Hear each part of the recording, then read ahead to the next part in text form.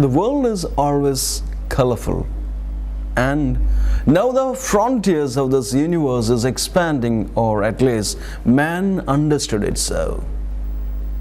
The expanding world, the expanding microcosm also, the internal universe.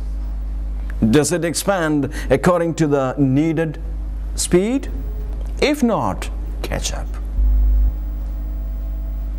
Welcome once again to News Analysis. News Analysis, a weekly magazine on current affairs. To begin with the main points in a nutshell. Nobel Peace Prize shared between 3 women. With time running short, Jobs managed his farewells. Detecting a Thaw in Myanmar, US aims to encourage change. Hamid Karzai admits Afghanistan's security failure.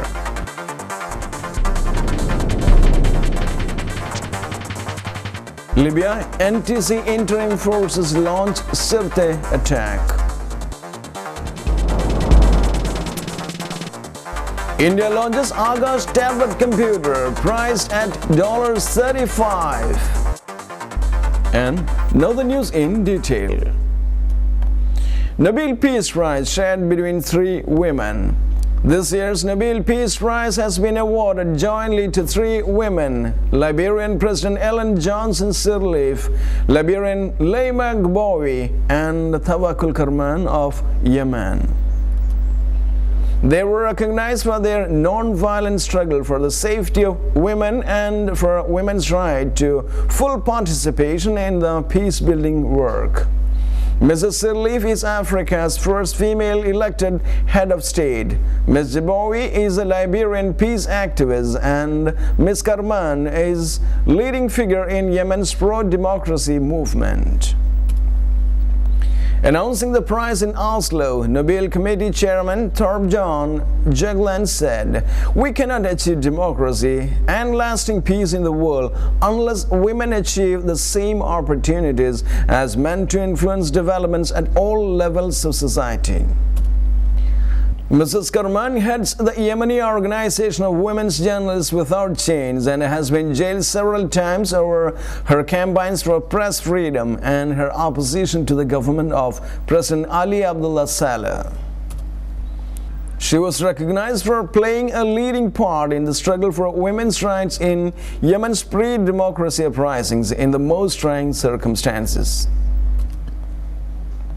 Ms. Karman, a mother of 3, told reporters she was dedicating her prize to all the martyrs and wounded of the Arab Spring. The wave of unrest which has swept the Middle East and North Africa in the past year, and to all the free people who are fighting for their rights and freedoms. She is the first Arab woman to win a Nobel Peace Prize. Too, it matters that women really beat from their heart first. They are caretakers. They take care of their mothers, their fathers, their daughters, their sons. They take care of everybody else but themselves. And then when they need help, they turn to their sisters. So I'm really thrilled to be here today. Thanks so much to each one of you for that opportunity. And I believe that, we all are sisters, and that my heart today is beating African for the honor of being with you all. With time running short, Jobs managed his farewells.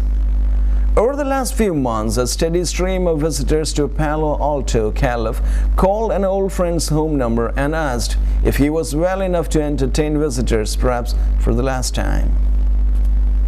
In February, Stephen P. Jobs had learned that after years of fighting cancer, his time was becoming shorter. He quietly told a few acquaintances, and they in turn whispered to others, and so a pilgrimage began. The calls trickled in first, just a few, then dozens, and in recent weeks a nearly endless stream of people who wanted a few moments to say goodbye. According to people close to Mr. Jobs, most were intercepted by his wife, Lorraine. She would apologetically explain that he was too tired to receive many visitors. In his final weeks, he became so weak that it was hard for him to walk up the stairs of his own home anymore, she confided to one caller. Some asked if they might try again tomorrow. Sorry, she replied. He had only so much energy for farewells. The man who valued his privacy almost as much as his ability to leave his mark on the world had decided whom he most needed to see before he left. Mr. Jones spent his final weeks, as he had spent most of his life, in tight control of his choices. He invited a close friend, the physician Dean Ornish, a preventive health advocate, to join him for sushi at one of his favorite restaurants, Jin Show in Palo Alto.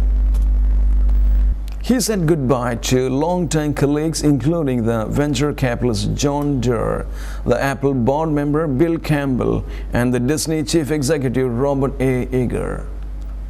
He offered Apple's executive advice on unveiling the new iPhone 4S, which occurred on Tuesday. He spoke to his biographer, Walter Isaacson. He started a new drug regime and told some friends that there was reason for hope. But mostly he spent time with his wife and children, who will now oversee a fortune of at least $6.5 billion, and in addition to the grief, take on responsibility for tending to the legacy of someone who was as much a symbol as a man. Steve made choices, Dr. Ornish said. I once asked him if he was feeling glad that he had kids. And he said, it's 10,000 times better than anything I have ever done.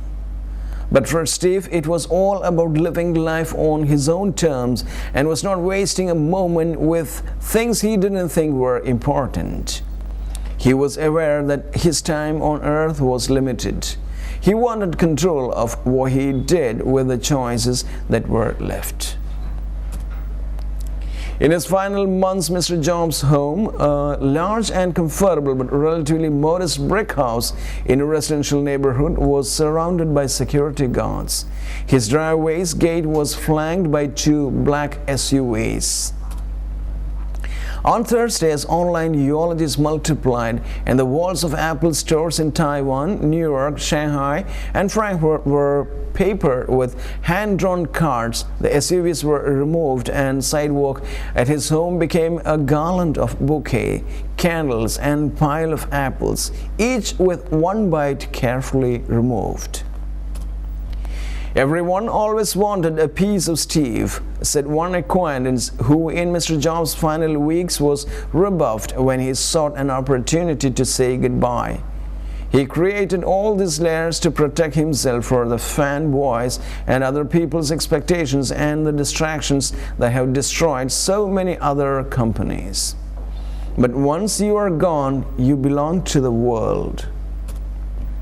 Mr. Jobs' biographer, Mr. Isaacson, whose book will be published in 2 weeks, asked him why so private a man had consented to the questions of someone writing a book. I wanted my kids to know me, Mr. Jobs replied. Mr. Isaacson wrote Thursday in an essay on Time.com.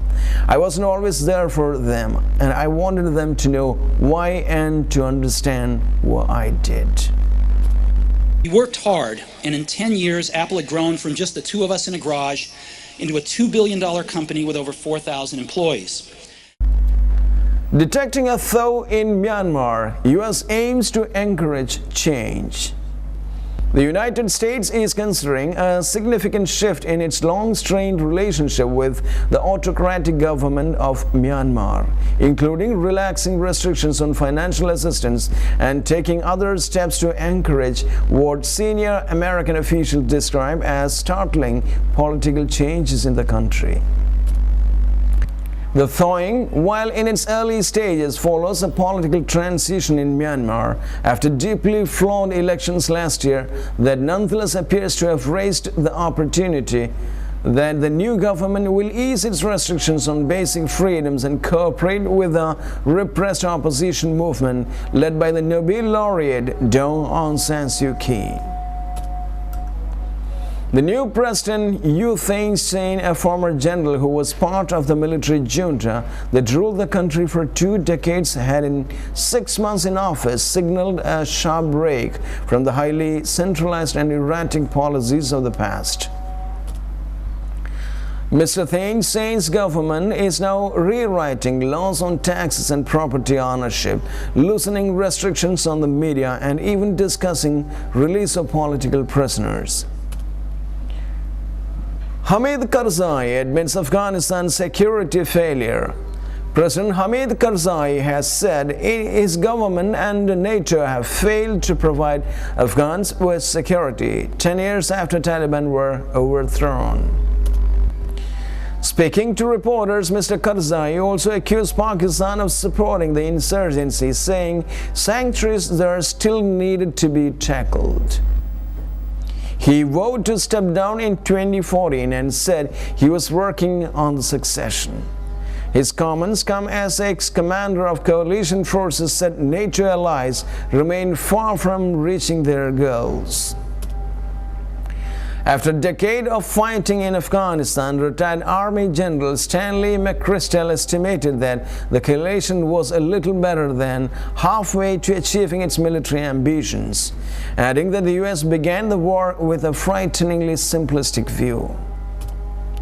In his interview with the BBC, President Karzai also traced some of Afghanistan's current insecurity to military strategy in the early years of the war and the failure to tackle the Taliban sheltering in Pakistan's volatile tribal areas. NATO and the US and our neighbors in Pakistan should have concentrated a long time back in the beginning of 2002-03 on the Taliban sanctuaries, he said. Although he was eager to emphasize achievements in education and health, President Karzai admitted that the security was his greatest falling.